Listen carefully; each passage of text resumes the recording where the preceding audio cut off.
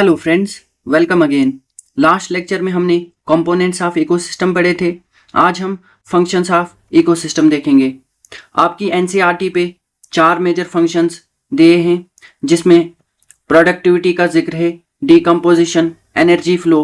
Energy flow में हम food chain, food web, trophic level और इकोलॉजिकल पिरामिड्स देखेंगे, और लास्ट पे न्यूट्रिएंट साइकिलिंग। अब सबसे पहले हम समझेंगे प्रोडक्टिविटी क्या होता है। प्रोडक्टिविटी होता है रेट ऑफ बायोमास प्रोडक्शन और टोटल ऑर्गेनिक मैटर। अब आपको याद होगा, मैंने आपको बताया था कि sun is the ultimate source of energy, और यही सन की एनर्जी से प्लांट्स अपना खाना खुद तैयार करते हैं। दैट इज, जो प्रोड्यूसर्स होते हैं वो अपना खाना खुद तैयार करते हैं by the process of photosynthesis. तो the rate of biomass production or food production or organic matter by producers or plants through photosynthesis, it is known as primary productivity. It is known as primary productivity. तो primary productivity में क्या होता है? The biomass production by plants is known as primary productivity. इसके बाद secondary productivity क्या होता है? अगर primary producer से, तो secondary productivity is rate of formation of organic matter by the consumers.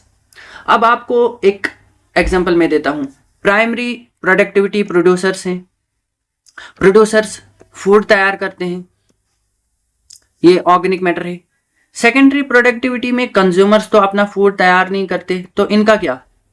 तो इसमें क्या होता है कि प्लांट्स जो खाना अपना खाते हैं, जाहिर सी बात है खुद तो तैयार नहीं करते, प्रोड्यूसर्स पे डिपेंड करते हैं। तो उस फूड को वो डिफरेंट ऑर्गेनिक या फिर बायोमास में कन्वर्ट करते हैं, लाइक मसल्स में कन्वर्ट कर लिया, फेट में कन्वर्ट कर लिया, उसकी वजह से ग्रोथ होती है। इसी को बोलते हैं सेकेंडरी प्रोडक्टिविटी। प्राइमरी प्रोडक्टिविटी में तो फूड बनाते हैं प्लांट्स, ठीक है, लेकिन यहां पे जो ऑर्गेनिक मैटर होता है वो होता है मसल्स एंड फेट्स की शक्ल में। तो आपको सिंपल याद रखना है, primary productivity is the rate of biomass production by the plants, and secondary productivity is the rate of biomass production or the organic matter by consumers. तो इस तरह से हमने अपना प्रोडक्टिविटी वाला पार्ट कर लिया। अब हम नेक्स्ट देखेंगे डीकम्पोजिशन।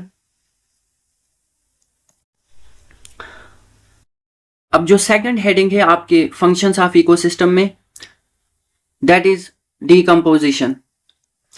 आप मान सकते हो कि डीकम्पोजिशन नेचर का एक रिसाइकलिंग प्रोसेस है। डीकम्पोजिशन में क्या होता है? कॉम्प्लेक्स ऑर्गेनिक मैटर का सिंपल इनऑर्गेनिक सब्सटेंसेस में ब्रेक डाउन होना, like carbon dioxide, water, nutrients, so that living organism इसको फिर से यूज कर सकें। इसी को बोलते हैं डीकम्पोजिशन, और इसीलिए हम बोलते हैं कि रिसाइकलिंग ऑफ न्यूट्रिएंट्स होता है by the process of decomposition. आपने देखा होगा कोई सूखा पत्ता या फिर बहुत सारे पत्ते आपने देखे होंगे किसी जगह पे गिरे हुए, और कुछ टाइम बाद वो वहां पे नहीं होते। वो कोई मैजिक नहीं होता, बल्कि वो डीकम्पोजिशन ही होता है बाय बैक्टीरिया, फंजाई, अर्थवॉर्म्स। और ये जो न्यूट्रिएंट्स होते हैं बाद में ये सॉइल के साथ मिक्स होते हैं। सिंपल आपको ये याद रखना है कि जो कॉम्प्लेक्स ऑर्गेनिक मैटर होता है सिंपल इनऑर्गेनिक सब्सटेंसेस में टूटते हैं, ताकि इसको फिर से रीयूज किया जाए इन द नेचर। अब इसका जो मेन रॉ मटेरियल होता है that is detritus, which is dead organic matter. अब इस पे जो डीकम्पोजर्स एक्ट करते हैं उनको बोलते हैं डेट्रीवोर्स। ये दो टर्म्स हैं इसमें। देखो, डीकम्पोजिशन जो बैक्टीरिया, फंजाई, अर्थवॉर्म्स, इनको बोलते हैं डीकम्पोजर्स। लेकिन जो डेड ऑर्गेनिक मैटर होता है उसको हम बोलते हैं डेट्राइटस, साइंटिफिक टर्म है, और इसीलिए डीकम्पोजर्स को डेट्रीवोर्स भी बोला जाता है। अब ऐसे ऑर्गेनिजम्स जो अपनी न्यूट्रिशन या फिर अपना जो फूड है वो डेड ऑर्गेनिक मैटर से लेते हैं, डेड बॉडीज को खाते हैं, ऐसी न्यूट्रिशन को हम बोलते हैं सेप्रोट्रॉफिक न्यूट्रिशन। बहुत इंपॉर्टेंट है, आ सकता है which is known as saprotrophic nutrition. तो ऑर्गेनिजम्स जो डेड ऑर्गेनिक मैटर पे अपना फीड करते हैं। अब डीकम्पोजिशन क्यों इंपॉर्टेंट है? मैंने बताया कि न्यूट्रिएंट की रिसाइकलिंग होती है, फिर से यही जो न्यूट्रिएंट्स होते हैं प्लांट्स के थ्रू कंज्यूमर्स तक आएंगे, और जब ये दोनों इनका जब डेड ऑर्गेनिक मैटर होगा तो ये फिर से प्लांट्स में सॉइल्स में आएंगे, सॉइल्स फर्टाइल होगी, प्लांट्स की ग्रोथ होगी, और ये कंटिन्यूस ये साइकिल चलता रहता है। तो एक तो फ्लो ऑफ न्यूट्रिएंट्स रहता है, दूसरा सॉइल की फर्टिलिटी भी मेंटेन रहती है। और इमेजिन करो अगर डिकम्पोजिशन होता ही नहीं तो ये जो डेड ऑर्गेनिक मैटर है या जो डेड बॉडीज हैं वो कंटिन्यूसली इंक्रीज होती, और क्या इससे बीमारियां नहीं फैलती? बिल्कुल। तो इसीलिए डिकम्पोजर्स को नेचर्स क्लीनर्स भी बोलते हैं। तो याद रखना डिकम्पोजिशन क्या होता है? It is the process of breakdown of complex organic matter into simple inorganic substances like carbon dioxide, water, nutrients, so that plant इसको फिर से यूज कर सके। एनसीईआरटी पे एक इंपॉर्टेंट एग्जांपल है, यूपीएससी में ये क्वेश्चन भी आया है। फार्मर्स फ्रेंड किनको कहा जाता है? तो फार्मर्स फ्रेंड अर्थवर्म को कहा जाता है। अब इनको फार्मर्स फ्रेंड क्यों कहा जाता है? एक तो ये सॉइल को लूज करते हैं, जो सॉइल पार्टिकल्स होते हैं उनकी लूजनिंग करते हैं। दूसरा, डिकम्पोजिशन ब्रेकडाउन करते हैं कॉम्प्लेक्स ऑर्गेनिक मैटर का, इसीलिए अर्थवर्म को फार्मर्स फ्रेंड कहा जाता है। अब एक इंपॉर्टेंट चीज नोट में याद रखना है, डिकम्पोजिशन जो है ऑक्सीजन की प्रेजेंस में होता है। ऑक्सीजन जितना ज्यादा होगा डिकम्पोजिशन ज्यादा होगा, ऑक्सीजन जितना कम डिकम्पोजिशन उतना स्लो होगा। इंपॉर्टेंट चीज है। दूसरा, एक और चीज याद रखना कि डिकम्पोजिशन विद टेम्परेचर इंक्रीज होता है। देखो, हम फ्रिज में कोई भी, मान लो हम मटन स्टोर करते हैं, वो क्यों स्टोर करते हैं? लो टेम्परेचर पे स्टोर करते हैं ताकि खराब ना हो। खराब होने का मतलब ये कि ताकि उस पर बैक्टीरिया, फंजाई वगैरह ना बैठे और वो डिकम्पोज ना हो। ये सिंपल आपको याद रखना है कि डिकम्पोजिशन अगर ज्यादा टेम्परेचर है तो वो इंक्रीज होता है। तो हमारा डिकम्पोजिशन भी कंप्लीट हो गया। अब हम एक इंपॉर्टेंट कॉन्सेप्ट करेंगे, एनर्जी फ्लो। जैसा कि हम जानते हैं कि sun is the only source of energy for all ecosystems on earth except deep sea, जहां पे एक प्रोसेस होता है कीमोसिंथेसिस का। लास्ट लेक्चर में हमने वो डिटेल में किया था। अब मैंने बताया था कि प्लांट्स कैप्चर करते हैं सोलर एनर्जी, और वही सोलर एनर्जी का यूज करके वो फोटोसिंथेसिस के थ्रू फूड तैयार करते हैं। But consumers directly sun energy का यूज तो नहीं करते। उनका क्या? वो भी ये एनर्जी ऑब्टेन करते हैं by eating plants and animals, और यही एनर्जी मूव होती है फ्रॉम प्रोड्यूसर्स टू कंज्यूमर्स। इसी एनर्जी का मूवमेंट होना from organism to organism to organism, इसी को बोलते हैं एनर्जी फ्लो। अब ये transfer of food and energy from one organism to another, ये एक अरेंजमेंट में होता है जिसे हम बोलते हैं फूड चेन। जिसे क्या हम बोलते हैं? Food chain. अब फूड चेन में ही डिफरेंट ऑर्गेनिजम्स इंटरलिंक्ड होते हैं, different type of food chains होते हैं जहां पे different type of organisms interlinked होते हैं, और वही फूड चेन्स के थ्रू ये एनर्जी और फूड जो होता है ट्रांसफर होता है from one organism to another. अब इसमें दो तरह के फूड चेन्स हैं, grazing food chains and detritus food chain. Grazing food chain में जो स्टार्टिंग पॉइंट होता है that is living plants are producers and ends with the top carnivores. इसमें एग्जांपल है ग्रास, ग्रास को ग्रास ऊपर खाता है, फिर फ्रॉग, फ्रॉग को स्नेक खाएगा और स्नेक को ईगल खाएगा। अब जाहिर सी बात है इन सारे जो ऑर्गेनिजम्स हैं यहाँ पे, इनका जब डेड ऑर्गेनिक मैटर होगा उनको डिकम्पोजर्स खाएंगे। तो यही डिकम्पोजर से स्टार्ट होता है detritus food chain, that is dead organic matter. अब इसमें for example litter which is the dead organic waste, इसको कौन खाएगा? अर्थवर्म। अर्थवर्म को चिकन खाएगा और चिकन को हॉक और इस तरह से DFC और GFC, that is grazing food chain and detritus food chain, these are interlinked in nature. अब इसी फूड चेन में हम जो ऑर्गेनिजम्स होते हैं उनको डिफरेंट फीडिंग लेवल्स में डिवाइड करते हैं, और उन्हीं फीडिंग लेवल्स को हम ट्रॉफिक लेवल्स बोलते हैं, विच is the specific place occupied by organism in a food chain based on their source of nutrition और फूड। तो फीडिंग हैबिट के बेसिस पे हम डिफरेंट ट्रॉफिक लेवल्स हम पढ़ेंगे, that is first trophic level, second trophic level, third trophic level and fourth trophic level. First trophic level पे primary producers आते हैं, सेकंड ट्रॉफिक लेवल पे प्राइमरी कंज्यूमर्स आएंगे, थर्ड ट्रॉफिक लेवल पे secondary consumers आएंगे, fourth trophic level पे tertiary consumers आएंगे। ये हमने सारा बायोटिक कंपोनेंट में पढ़ा था। इसकी एग्जांपल्स भी हमने देखी थी कि प्राइमरी प्रोड्यूसर्स में क्या है, प्राइमरी कंज्यूमर्स में क्या आता है। बस कॉन्सेप्ट ये सारे सेम हैं, इंटरलिंक्ड हैं, सिर्फ टर्म्स वगैरह डिफरेंट है। बस ये पता होना चाहिए कि है क्या। तो बेस्ड ऑन फीडिंग हैबिट्स हम इनको डिवाइड करते हैं फूड चेन में इनटू डिफरेंट ट्रॉफिक लेवल्स। तो ट्रॉफिक लेवल क्या है? It is the specific place occupied by organisms in a food chain based on their source of nutrition और food. इसके बाद हम देखेंगे फूड वेब क्या होता है। अब फूड वेब क्या होता है? It is network of interconnected food chains. It is network of interconnected food chains. अब यहां पे होता क्या है कि अल्टरनेटिव फूड ऑप्शंस मिलते हैं टू डिफरेंट ऑर्गेनिजम्स, जिसकी वजह से जो इकोसिस्टम है वो और ज्यादा स्टेबिलिटी मिलती है इसको, क्योंकि अल्टरनेटिव सोर्स ऑफ फूड्स होते हैं हर एक ऑर्गेनिज्म के पास। अब for example grass hopper, frog, snake, eagle, ये हमने पढ़ा। अब ग्रास को कैटरपिलर भी खाता है, और कैटरपिलर और वहां से ईगल स्पेरो को खाता है। इसी तरह से ग्रास को रेबिट भी खाता है, और रेबिट को स्नेक एंड ईगल खाता है।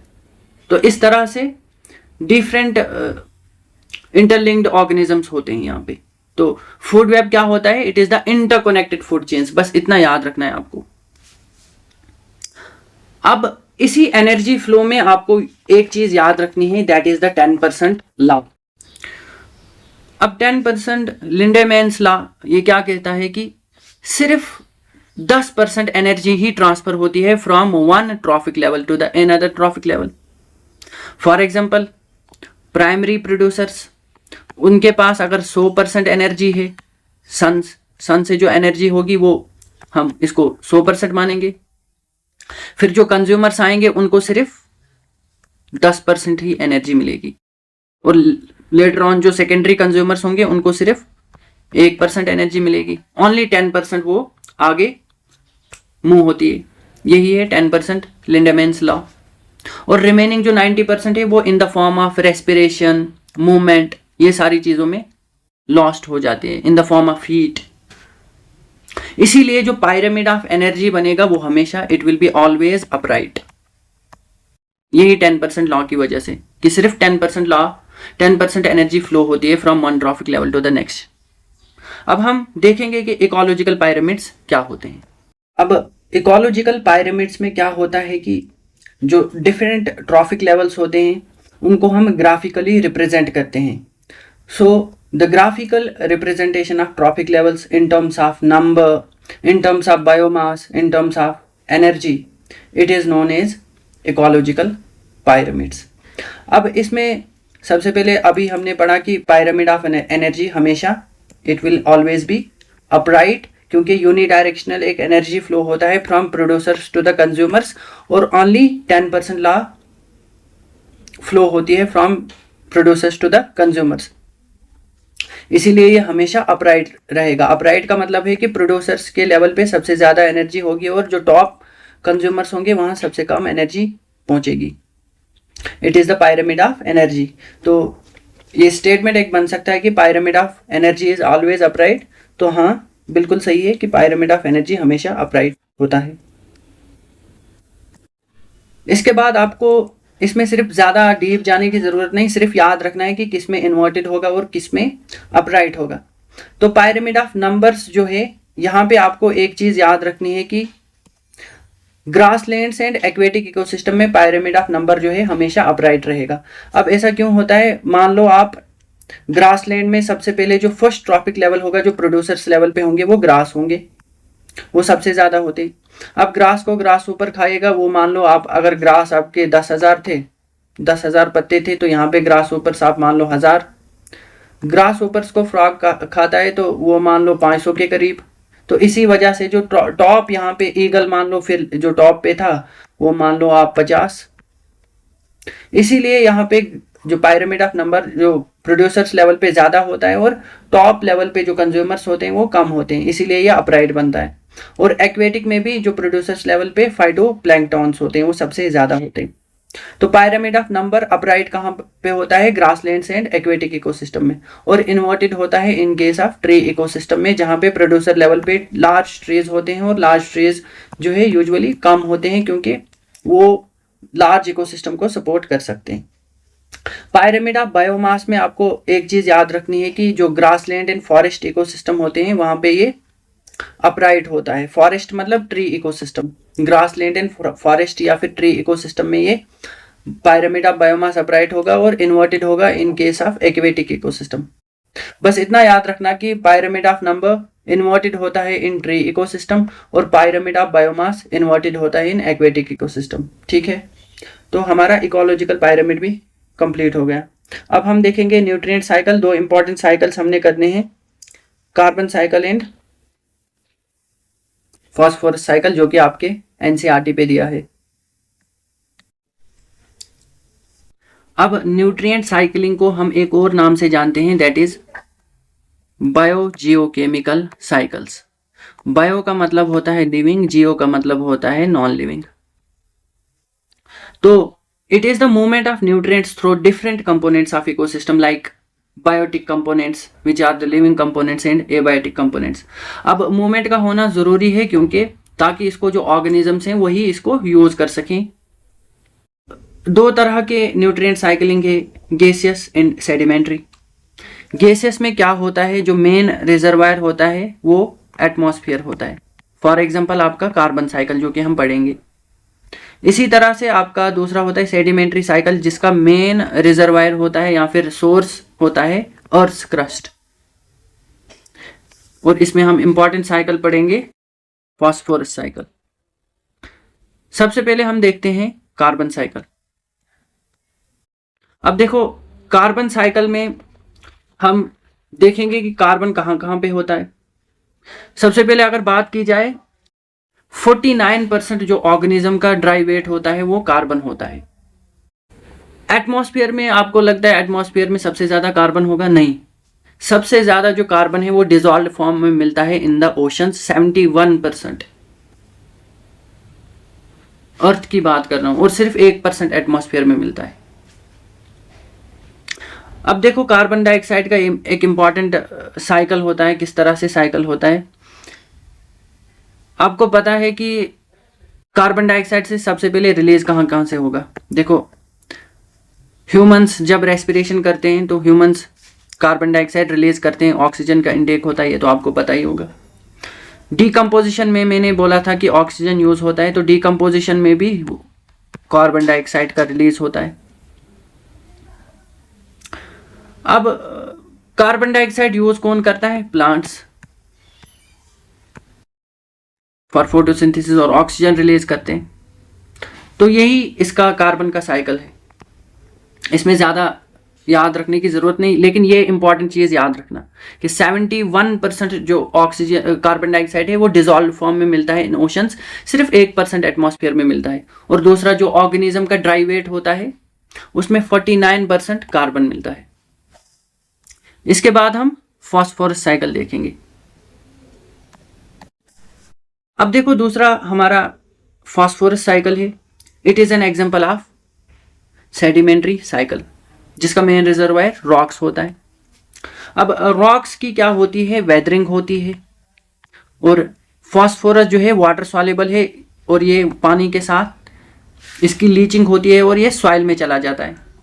सॉइल से ये प्लांट्स इनटेक करते हैं, प्लांट से एनिमल में चला जाता है, और जब डेड ऑर्गेनिक मैटर इनका होता है तो वो उसकी डिकम्पोजिशन होके फास्फोरस फिर से सॉइल में रिलीज होता है और इस तरह इसका साइकिल चलता रहता है।